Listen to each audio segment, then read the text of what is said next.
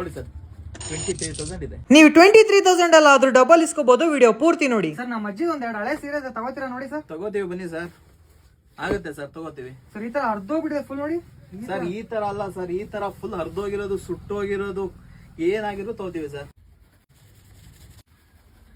Sir ಇದಕ್ಕೆ 15,000 ರೂಪಾಯಿ ಆಯ್ತು ಸರ್. ಸರ್ ಇದಕ್ಕೆ 8,000, ಒಟ್ಟು 23,000 ರೂಪಾಯಿ ಆಯ್ತು ಸರ್ 2 ಸೀರೆಯಿಂದ. ನೋಡಿ ಸರ್ 23,000 ಇದೆ.